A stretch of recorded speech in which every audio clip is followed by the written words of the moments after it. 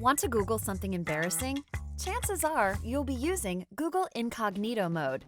It will help you cover all your tracks and will keep your browsing history spotless, right? Well, yes and no. It might seem counterintuitive, but Google Incognito mode isn't as incognito as it would seem. Here are some scary truths about this mode. Let's get the basics out of the way first. Incognito mode is a privacy feature in the Google Chrome browser. After enabling it, the browser creates a temporary and isolated session. Browsing history and local data accumulated during the incognito session are purged when the session is closed. This leaves no trace of the browsing activity on the device. You can enter this mode pressing the three-dot icon on the top right corner of your browser and selecting it from a drop-down menu, or by pressing a keyboard shortcut, Ctrl+Shift+N on Windows or Command+Shift+N for Mac. It comes in handy when multiple users share one device and don't want their sessions to intervene. However, it's far from making your browsing more private. If you look closely, upon entering this mode, Google adds a disclaimer.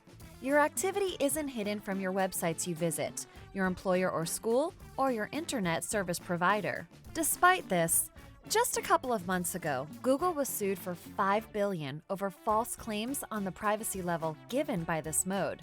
According to the reports, the suit is based on the language that Google used to describe this mode, highlighting that it offers the ability to browse the web privately.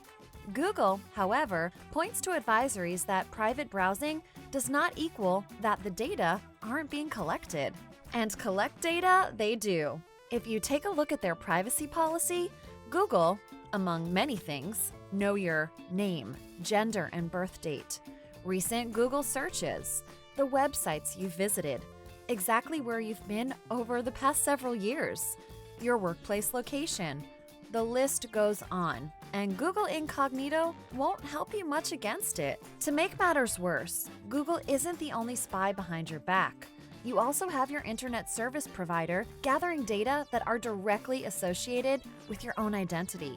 If you would really like to browse privately, there are better privacy solutions. Here are a few tips. Use a VPN. It will mask your IP address and will encrypt your connection. This will help you lose the association between your identity and browsing logs. To minimize tracking, use ad blockers like Ghostery or uBlock Origin. This will help you to avoid intrusive code that tracks your activity across websites. You can always switch from a search engine made by Google to something more private, like DuckDuckGo. It won't store your personal information and won't track you to serve better adjusted ads. The bottom line is, to truly privately browse the internet, it takes more than clicking a separate mode on the browser made by the same organization that makes money by selling ads through their network. But hey, next time you'll have an embarrassing question, do yourself a favor and subscribe to our channel for all your privacy and security needs, including the latest news, insights, and advice from real cybersecurity experts. Thanks for watching!